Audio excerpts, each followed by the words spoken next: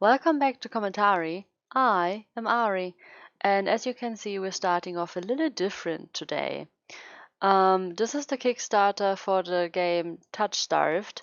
We're gonna play the Steam demo, and I hope the game will be everything, or like the demo will be everything that we hope, and I hope it will convince you, as it probably will convince me to back this. They reach for my hand, and I realize too late that my bandages have come undone. No! Don't touch me!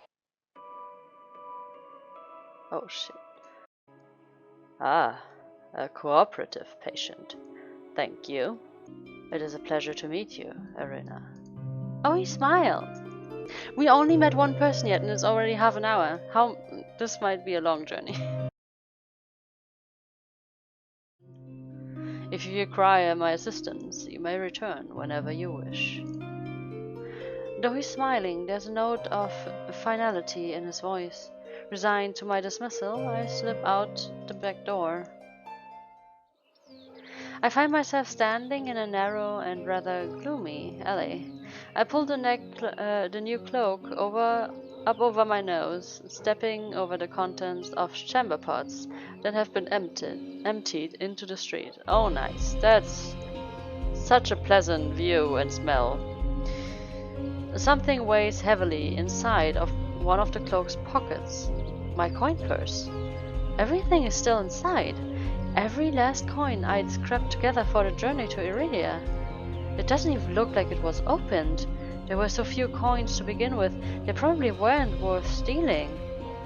I glanced back at the clinic's closed door. Curious didn't take any payment. He didn't even ask for a future favor. But he also said that in Iridia, secrets are power. Does he expect me to give up mine at some point? That's not exactly a comforting thought. Still, no matter why he did it, Curious gave me a second chance and a lead on where I might find help. I'd better get going before he changes his mind. I squeeze out of the alley and into the crowded main street. The line outside Curious Clinic stretches down the road already. Two thin peddlers queue alongside weathered elders. Sorry.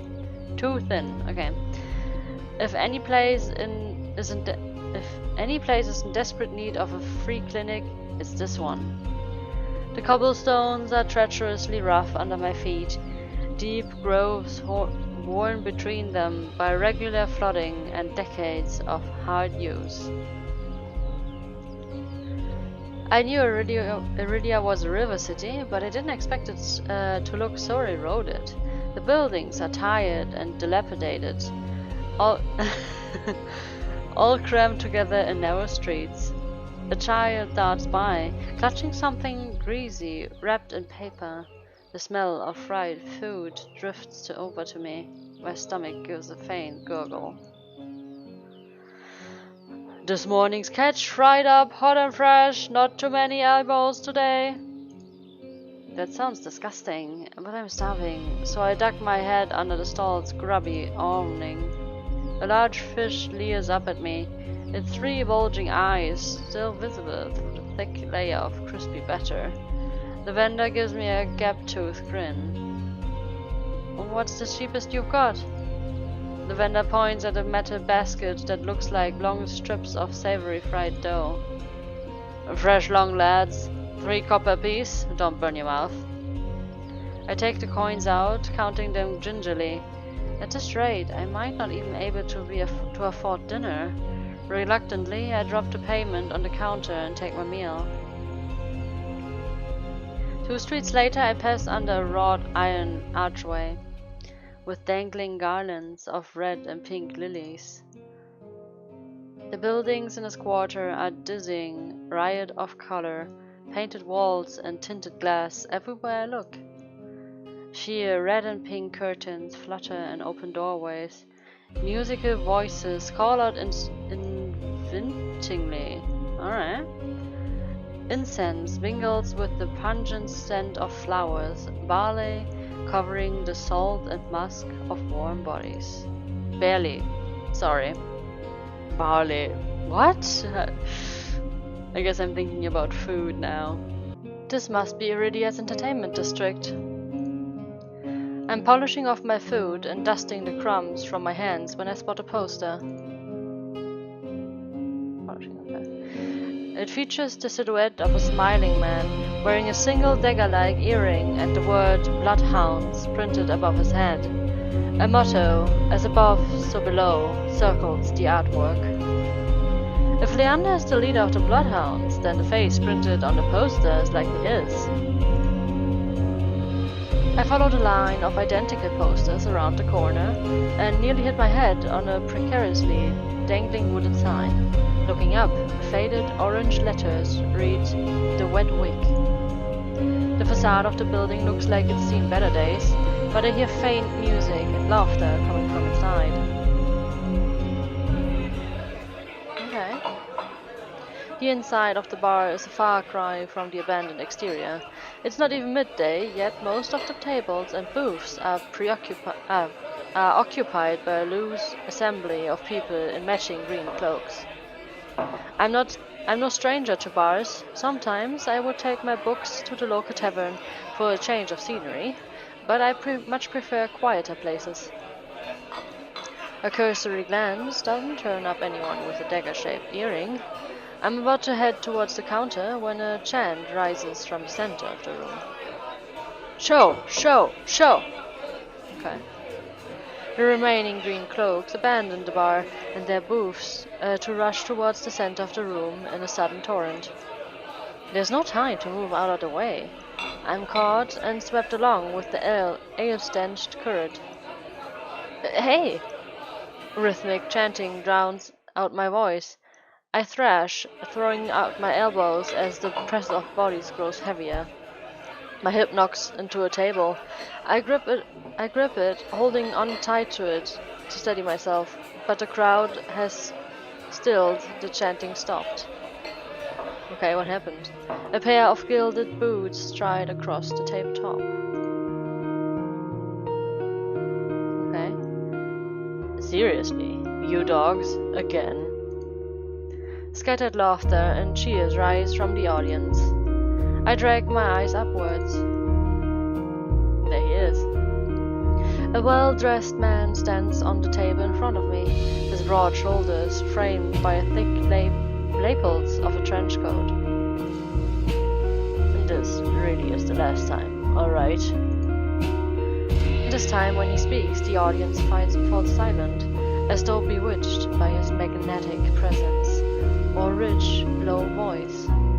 But nothing is as captivating as his smile. He beams at the crowd around him, a performer on his makeshift stage. And don't blink or you'll miss it. He laughs, and a dagger-shaped earring dangling from his left ear catches the light in a flash of gold. It would seem I found Leander. He raises his hand above the audience and snaps.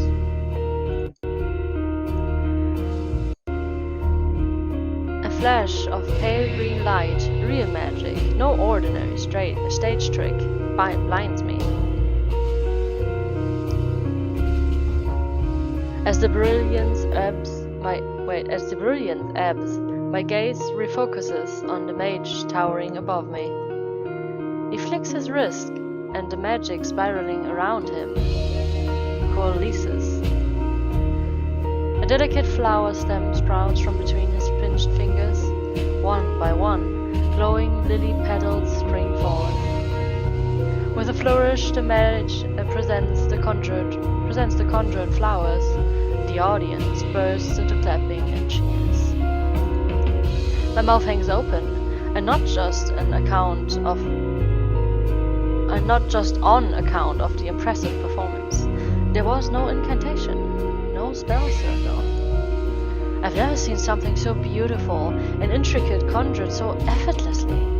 Leander must be an incredibly gifted mage. No wonder Curious recommended him. Leander plucks the iridescent bouquet out of the air and turns into a slow circle, giving his audience a good look. Now, who could use some good luck? Eager onlookers scoot closer to the table.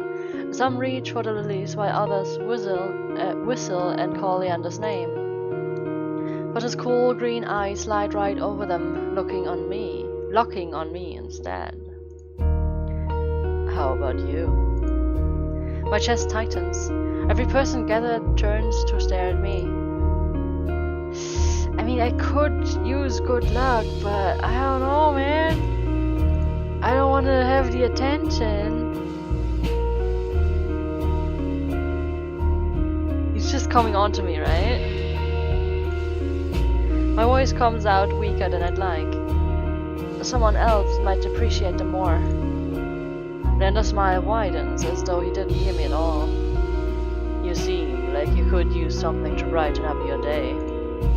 But as he speaks, the lilies fade away in a shower of opalescent light. To my surprise, Leander laughs under his breath.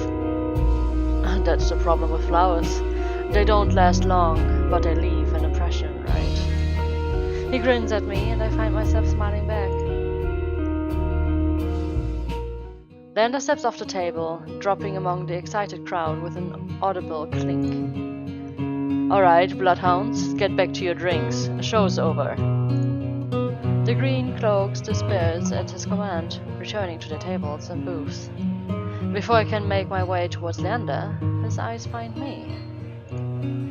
He gives me a friendly wave, then beckons me over to the crowded counter.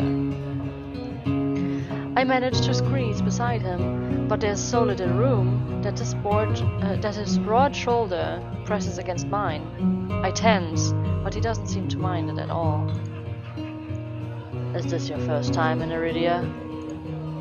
He says it lightly, with a genuine air of curiosity. Do I stick out that much? No, but I'm certain I remember seeing a face as lovely as yours around Low Town. Oh wait, I'm certain I would remember. Okay, yeah. My eyes flicker to the polished countertop. I'm not used to flattery, and being this close makes eye contact difficult. As if on cue, the bartender approaches us. What can I get you? Surprise me, and add anything my friend wants to my tab. I wasn't expecting the generosity, but I have to admit, I do feel a little thirsty after all that fried dough. Oh, I don't know if I should take what he's having. If he's like... Water's good? I mean, if you're thirsty... I don't know. I really don't know.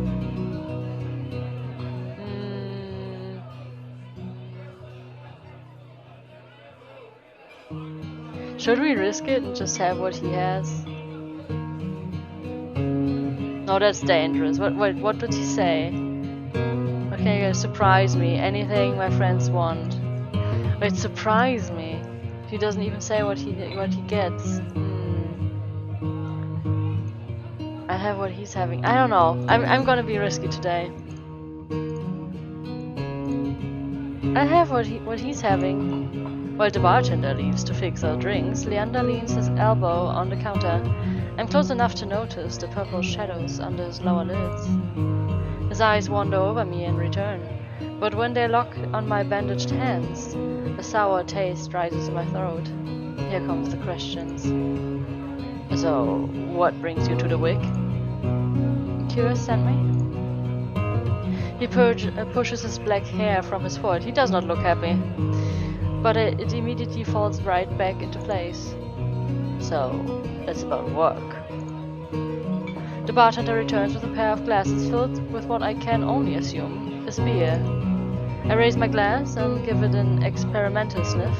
It smells faintly yeasty, but with an undercurrent I can't quite place.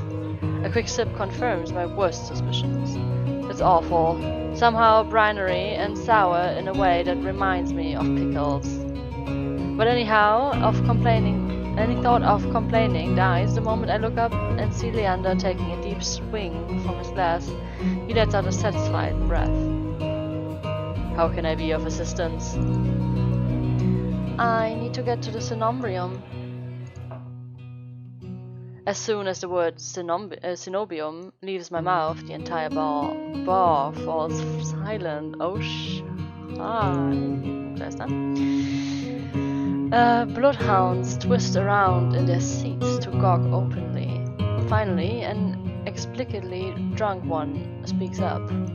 The hell are you bringing up the Senobium here?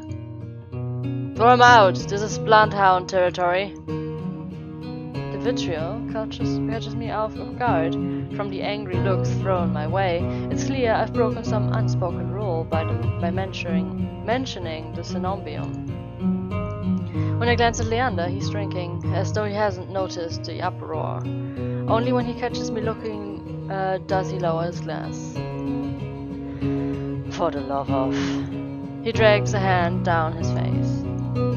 Hey, keep it down, will you? This is business.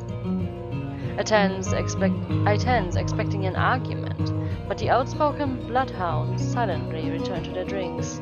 Only a handful continue to watch me warily. Sorry about them. The Senobium's a bit of a touchy subject in these parts. Mix in enough drinks and, well, you saw. How about we continue this outside? When I give him a terse nod, he pushes me away from the bar counter. Dang it, I didn't really get to drink. I should have taken the water. I follow Leander to an alleyway tucked behind the wet wig, where layers of frayed bloodhounds posters have been plastered to the walls. Plastered, probably, to the walls? Seeing them side by side, the resemblance between Leander and his likeness on the posters is impressive. Curious didn't send you here for help with the Senobium, did he? For the look he gives, he already knows the answer. I glance away. No, he didn't. He suggested I find an alternative. Yet, here you are, asking about them anyway. What do you need the Senobium for? I don't want to tell him about my curse. The less people know about my capabilities, the better. Thankfully, Leander takes my reluctant silence as an answer. Well, I see you're already aware of the city's currency. Information's worth its weight in gold here. I mean, but information does not have a weight, so this kind of doesn't... Whatever, it's a proverb, I understand. Cruz told you the truth. The Senobium is dangerous. Get on their bad side and they'll imprison you if you're lucky, or torture you if you're not. Torture? My teacher never described anything like that. But the Senobium is supposed to be a place of learning, a sanctuary. The Senobium has always been heralded as the last bastion of human knowledge, a shining beacon of hope in a world steeped in nightmares. If any place had answers, it would be the Senobium. That's why I came here. That's what they want you to think. But things that seem too good to be true are often just that. Such a simple statement, yet it leaves me reeling. If it's true, if I staked everything on a lie, then what now? Leander clears his throat. But, as I always say, there are solutions to every problem, and alternatives to every solution. He claps his hands and turns to me with a brilliant smile. That's why Curious pointed you to the bloodhounds. Let us help you. Whether it's hunting soulless, finding people, or recovering stolen valuables, we can do it all, and free of charge. Wait, what? Free of charge? That's really impressive. I'm shaking my head before he's even finished his practice speech. My patience is wearing dangerously thin. Listen, I appreciate the offer, but my problem can't be solved by a group of good Samaritans. Wait, Samaritans. My god, I can say it in German, but in English it's hard. To my chagrin, Leander nods slowly. Then your problem must be fairly serious. And if the Senobium's your first choice, you're searching for a magical solution, aren't you? When my eyes widen, he nods along, as though he suspected all along. I'd be happy to help you out, That is, if you'll tell me what ails you. Leander might not work for the Senobium, but if his show has any indication, then he's even stronger than the mage who raised me. She couldn't do anything about my curse. But maybe... I'm silent, plagued by indecision. I don't know if I can trust him, but it's not like I have any alternatives. I hate to admit it, but this could be my own path forward. My confession comes out in a pained whisper. I'm cursed. Cursed? Oh, now I'm very curious. What kind of curse? Something ancestral or more recent? He looks me up and down, taking in my face, my eyes, and finally, my hands. It's your hands, isn't it? I wait until I'm certain my voice will remain steady before answering. My touch is dangerous. It changes people, hurts them. Before I've even finished, Leander begins taking off his glove. Oh no. Okay, okay. What could happen? I don't know. Like, he could... Maybe he can stand it. I don't know. I mean, the doctor apparently could, but he, as we know from the Kickstarter, might be an angel. He tucks his right hand free and flexes his fingers. Let's see it. He offers me his hand, and a prismatic flash of magic ripples across his palm. An enchantment from protection. But I'm already shrinking backwards. I can't. I don't care how confident Leander is. I can't bring myself to hurt him, to see his kind face twist into a mask of madness. Believe me, this isn't an ordinary curse. I'll be fine. Perhaps where you came from, your affliction was strange and one of a kind. But spend a year in this city, and you'll see 1,000 curses and thrice as many cures. You really think cures would send you here if I couldn't handle it? How should I know? I only met him today. I'm as good as any mage in the Senobium, better even.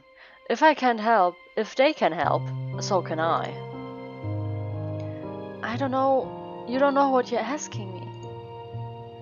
I'm asking you to trust me.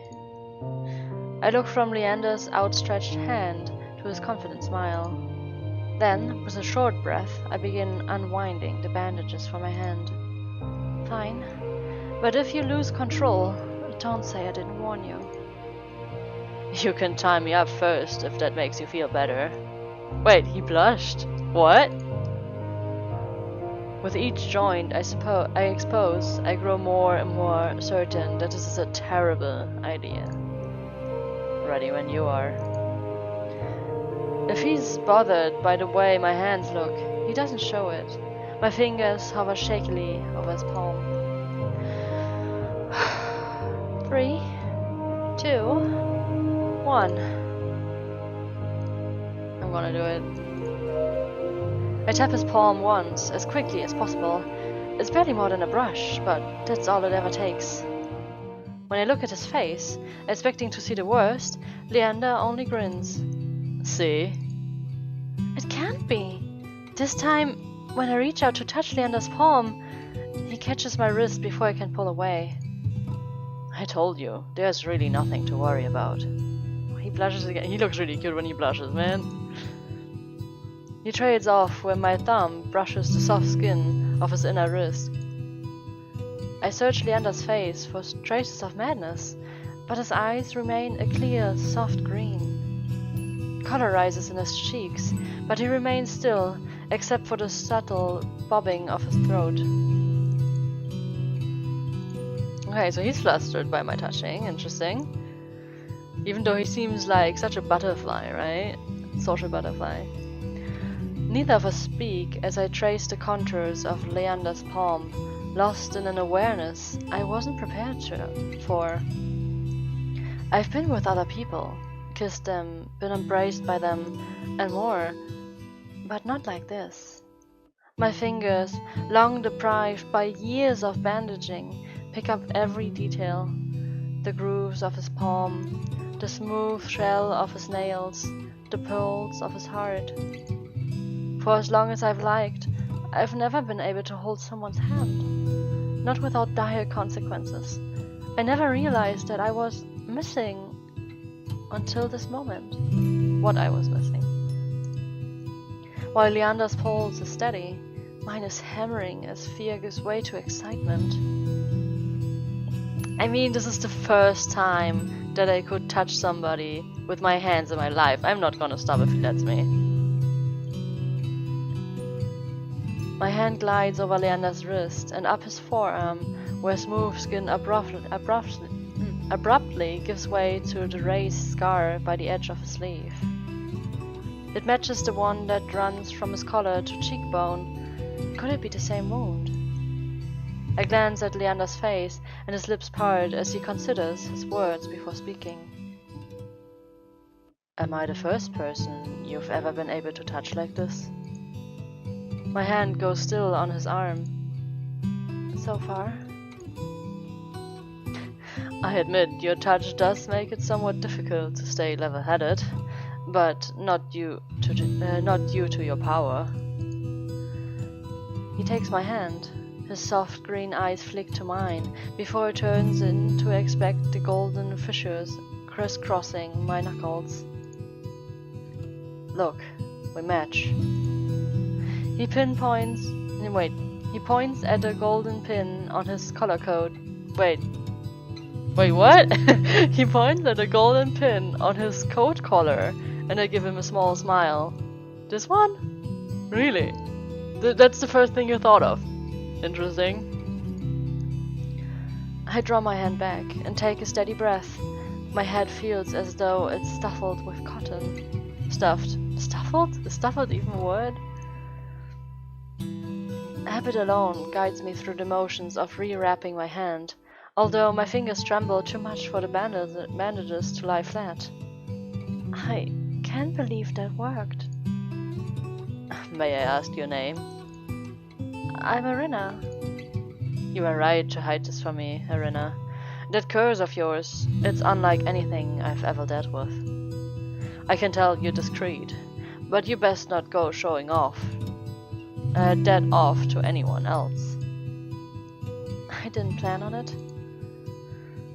Are you staying in Lowtown? I pause. Room and board has something I hadn't yet considered. Sorry. I don't know. Let's get you properly settled then. Oh, he's so nice. The wet wig is noticeably quieter.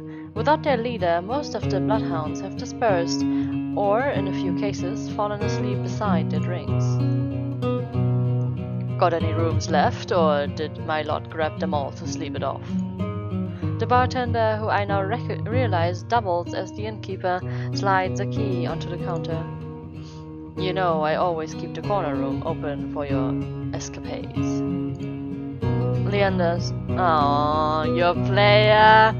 You're a player. Aww. Damn it. That's a minus point. Leander's love sounds slightly strained. And I always appreciate it, but you're mistaken. This is just for my friend, Irina.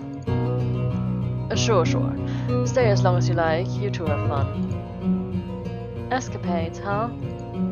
Leander clears his throat, then holds the key out to me. But I hesitate. My coin purse barely holds enough for a day's worth of meals, let alone a room. How much do I owe you? Nothing. Bloodhound rates. My treat, since you shared your secret. Food, drink, a warm bed, anything you need. Wow, that's so much. Carefully, I take the key from him. It's small, but weighs heavy in my palm. I never expected to have a warm bed in Iridia, let alone free meals. Thank you. Go explore, Irina. You'll find many roads in Iridia, each leading to different answers. But if you need a reprieve from what haunts you, come find me. Just be careful. I nod, taking one last look at the gleaming bronze key before tucking it into my pocket, in the pocket of my cloak for safekeeping. God dang it, that was a bad sentence for me.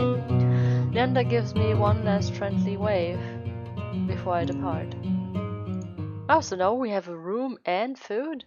Okay, I'm not so upset about the drink anymore.